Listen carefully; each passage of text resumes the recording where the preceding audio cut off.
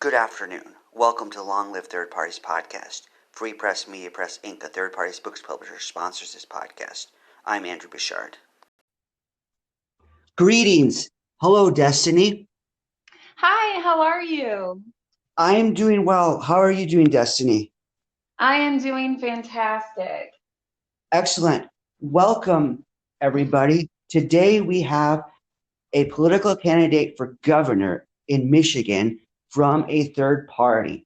So let us introduce this candidate. So, Destiny, kindly introduce yourself to our listeners. Hi, my name is Destiny Clayton, and I am running for governor in Michigan. I am a disabled veteran. I have held a lot of different working class jobs. I grew up Republican, went over to Democrat, and really realized that neither side was working for me. And I've really found my home in the Green Party. We have a lot of the same values, and I'm really hoping to increase the electoral competition in Michigan. So I am running with the Green Party of Michigan, and I am so excited. Excellent. That's what we love to hear. We're all about advancing third parties. Since you mentioned that you are a Green member, a representative of the Green Party running for president running for governor, and before that you were the Democrat and Republican, what got you into the Green Party? Well, I really believed in Bernie. There was some time there that I was really pushing, and then I've watched the Democrats repeatedly pretend like they're fighting, but then not really fight. And then I watched them rig two primaries and finally decided that I don't think that they have my best interest at heart. I think that they work for the corporations, and we need a party that doesn't. So you got disillusioned with the Democratic Party. Yes, I got disillusioned with the Democratic Party. And then, I spent a lot of, because there are a lot more options than you would think when it comes to third parties. And I spent a lot of time really reading up the platforms, trying to understand what these different parties are pushing for. And I really think that the Green Party speaks to me the most. It's the most about equity, it's the most about protecting our environment, workers' rights, just a lot of the things that I really believe in. Excellent. And how did you decide to run for governor in this election? What called you to run for governor this time around? Well, I wanted an ability to run a statewide campaign. Um, I really think that the Green Party has the ability over the next few years to become a major party. And in order to do that, though, we need people who are willing to run and willing to really put the time and work into those runs. And I was willing to do that this year and next year and really try to push the Green Party's involvement in the state and really get our membership up is the goal. Excellent. We hope you do that. We hope you do really well. I appreciate that. So, what are some of the issues in your election for governor in Michigan? What are the issues people are facing in Michigan that you're trying to address? Okay, so there are some that are very important to me. Homelessness is a big one. I spent from the age of 16 to 18 when I joined the Army homeless here in the state of Michigan. And it's the reason I joined the Army, which, I think is part of the plan is to make sure that a certain amount of us stay so poor it's our only option to get out of our situations. So we really need to address the homelessness issue in Michigan. On any given night, there could be about 600 veterans in Michigan who are sleeping on the streets, and I think that's ridiculous. We have about 1,400 families that include children that spend the night on the street every night in Michigan, and it's crazy to me. We also have like some of the largest freshwater resources available in the world, and yet somehow corporations have done nothing but take advantage of that and are starting to kill some of our wildlife, like our trout. And so that's the other really big issue for me. So we have homelessness, clean water, um, and healthcare. I really, really think that Michigan has the ability, if we wanted to do a statewide single payer healthcare system.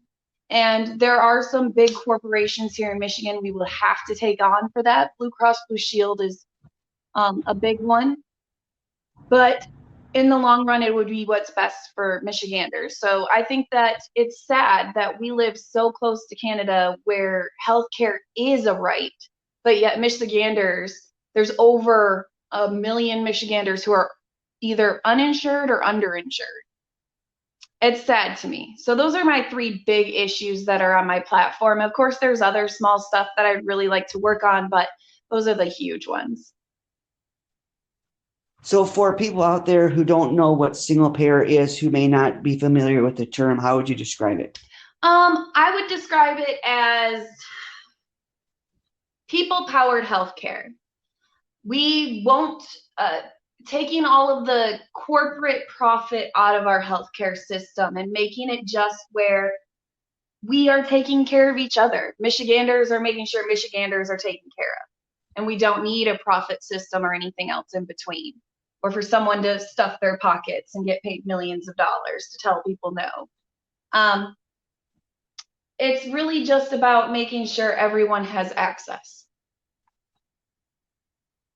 Sure. And for homelessness, what do you plan to do to address that?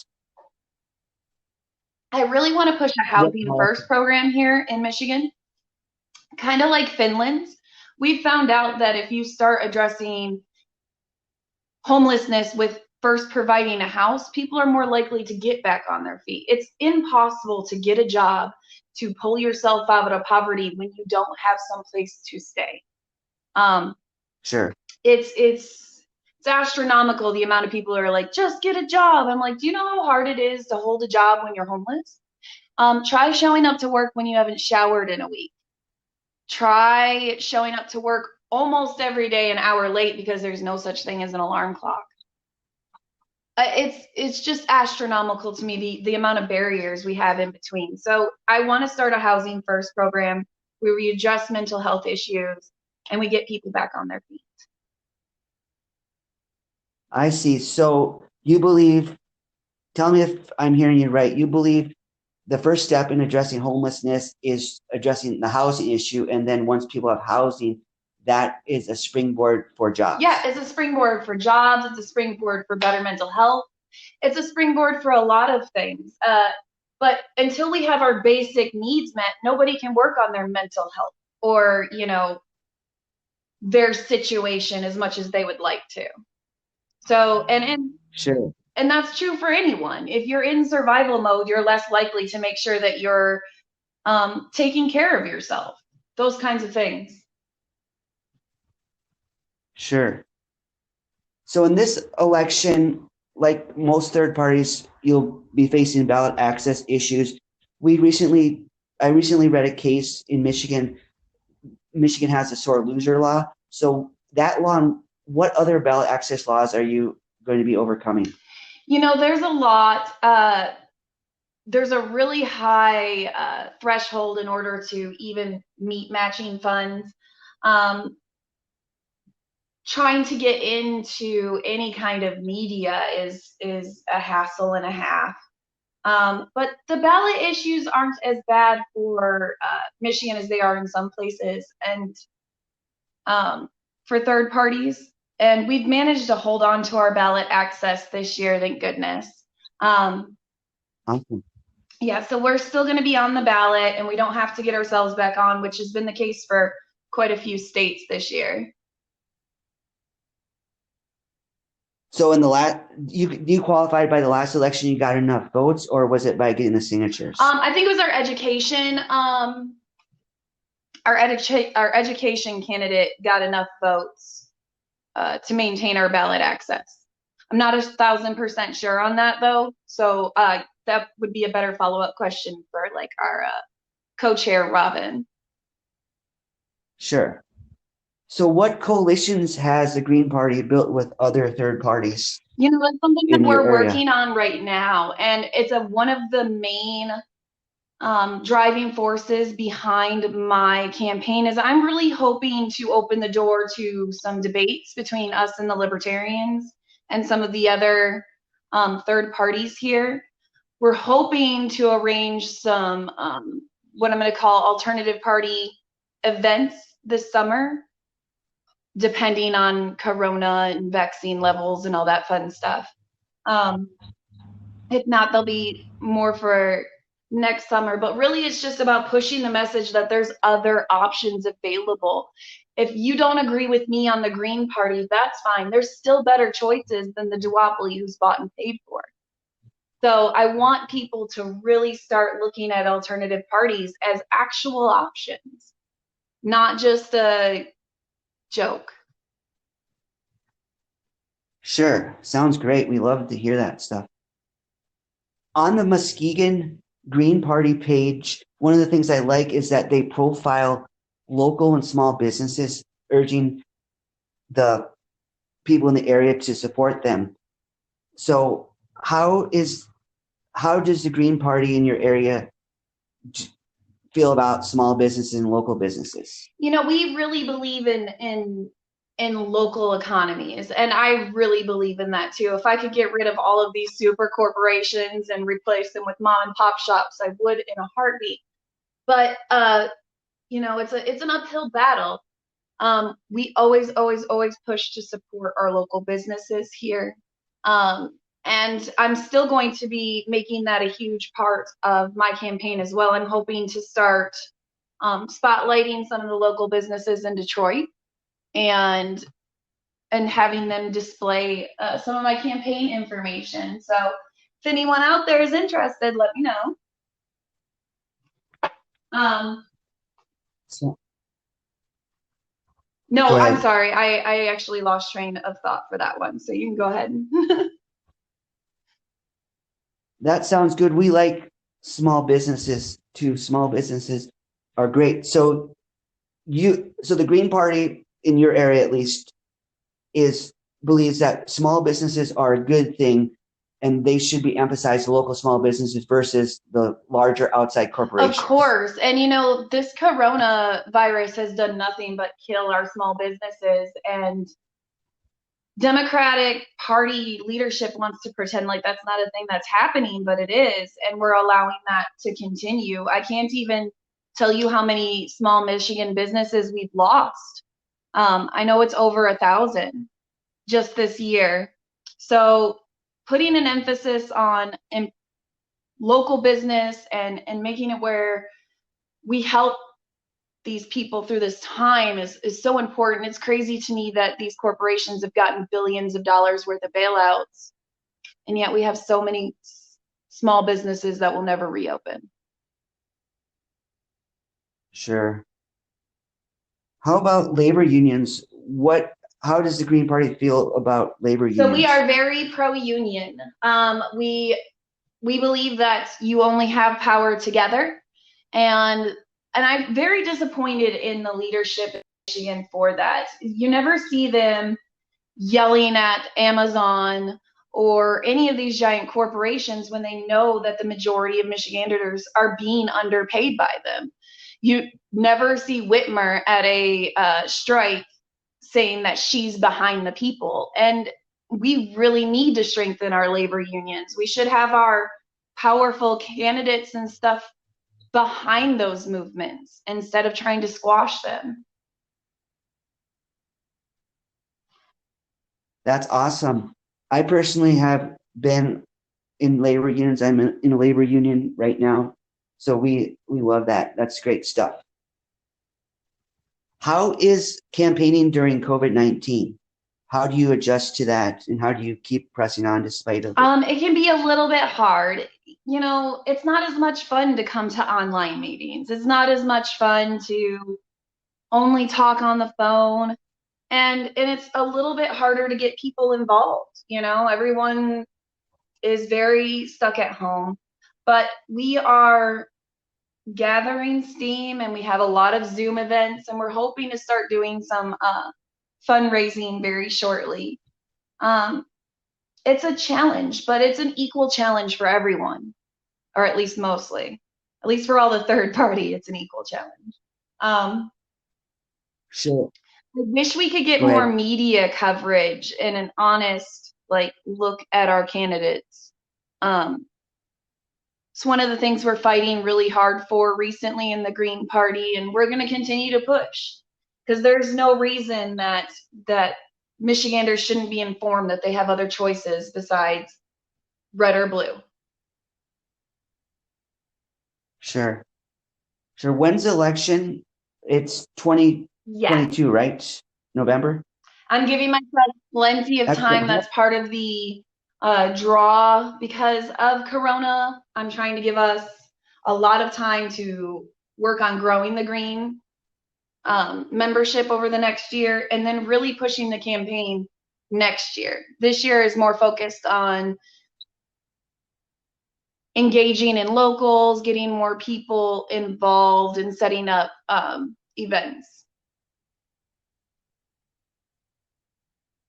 Yeah, I see you're getting started very early. The last election is just barely over and you're already pressing I forward. think it's That's awesome. important. I think as a green, we're going to need every second we can get. Um, and it's not going to hurt to spend the next 2 years really devoted to this. And if nothing else, if the only thing that comes out of it is that I make the Michigan a little bit more competitive and get people to consider alternative parties, I'll view that as a win. Sure. You mentioned alternative parties. I also follow the webpage of Oakland Greens, and that I've talked to them about that, and they say it's important to use the term alternative parties versus third parties. Would you care to discuss why you believe that's important, I that like terminology? alternative because it just shows that we're different. Whereas third party makes it sound like we're always in third place. And I don't think that's going to be the case. I think once people realize that we're just an alternative and not a third option or an extra, that they're more likely to vote for us. And so I like the term alternative better than third because one day we're going to be first. Awesome. That's the optimism we need. We love to see that. I think so anyway. I think it's just a matter of time before people start to really realize how on the same side Republicans and Democrats really are and how they point at each other while still making sure that corporations are taken care of and they aren't making sure that the people or small businesses are being taken care of. And they can point at the other party and be like, oh, it's the Democrats, destroying small businesses. And Democrats can be like, oh, it's Republicans that are making you guys go to work and die. Really, in realism, it's both of them, and they're just picking who's the scapegoat for which issue. The Green Party supports socialism. So kindly define socialism in your view, what it means and how you So to me, perceive it. socialism just means that I own my own value. I don't know how else to say that except that like my labor shouldn't be something that someone else can buy. I should own a piece of my labor. I think everyone should own a piece of their labor. And that's really all that socialism is. It's saying just because someone had capital doesn't mean that they are entitled to everything. Everyone deserves a portion of what they're working towards. And that's really all it is that workers own their own jobs and their own careers and their own businesses and those kinds of things. It's a wonderful idea. Okay, so when let's just say that socialism is enacted, how would things change? Well, there's so many ways that it would change. First off, the amount of money that would be coming back down to the people in the bottom 50% of America would be astronomical because the majority of our wealth goes to people who just own things for a living. They don't really do much, they just buy things and sell things. And it's usually because their parents bought and sold things and now they have things to buy and sell. So once we start receiving the actual value of our labor, there would be a huge difference to our buying power. And our buying power has a lot to do with all of our other powers. Right now, most people have no choice but to go shop at Walmart because it's all they can afford. They can't go to their local tailor, their local bakery, their local butcher anymore because it's too expensive comparatively. When we have more buying power, we'll have the power to shut out some of these bigger issues.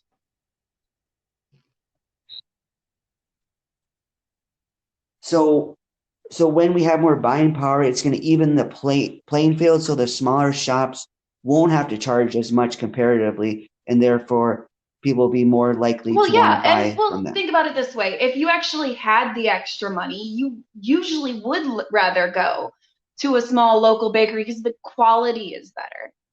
But it's too expensive for most people. These days, most people are in survival mode because they don't get the value of their labor. They get scraps. So, because they don't get the value of their labor and they only get scraps, they don't have any buying power. What used to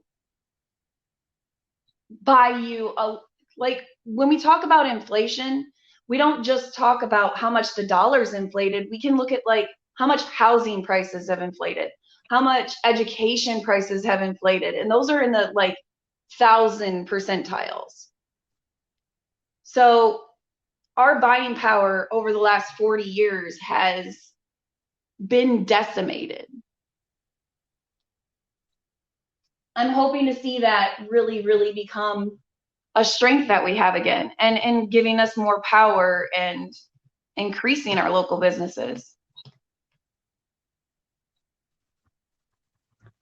I like how your definition of socialism is in favor of local businesses. I know some people that when they think socialism, they think the government's going to take control of the small businesses and stop them. But it's good to see that your view of socialism has a place, a very prominent place for the small Well, yeah, I businesses and the think local that once businesses.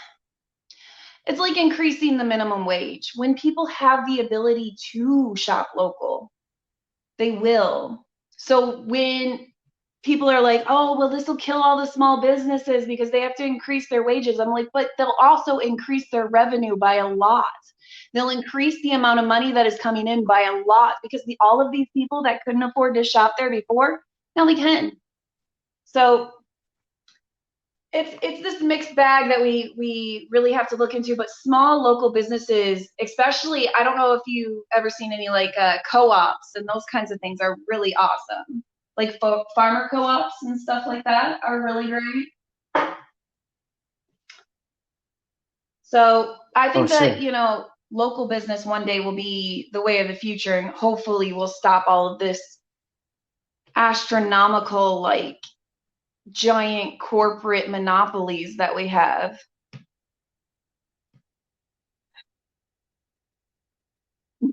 Thank you for explaining that to us. Do you have any book recommendations for the audience, for us, for you, I actually for spend a everyone? lot of, I don't have a book recommendation, but I do want to recommend that if you're interested in learning more about politics or really anything, there's an app, a streaming service called Great Courses Plus, and it has lecturers from colleges across the country, like Princeton and Yale and Harvard, and they go through pretty much any college course you can think of, including a lot to do with socialism and the different ideologies there. That word kills me sometimes. But it'll really help break that down for you. And I think that's really great. Sounds good. Now, what calls for action do you have for people out there My call to listening? action would be to sign up to volunteer. If you really want to change something, we can't do it without you. We can't make the Green Party huge unless people get involved. So sign up, volunteer, donate what you can, even if it's just your time, and really, help. Just come help us. You have ideas, I'm sure of it. We need better ideas too. So, come join the fight. What's the webpage or social media links people should So get I in touch with have you with? Our Destiny is Green is my Facebook page. Um, I have a few links that I can send you. I have a page on the actual greenparty.org, and I would also check out migreenparty.org. That is the Michigan Sounds good. webpage. I'm It's a sorry, go great ahead. way to sign up and get Go involved. ahead. I'm sorry.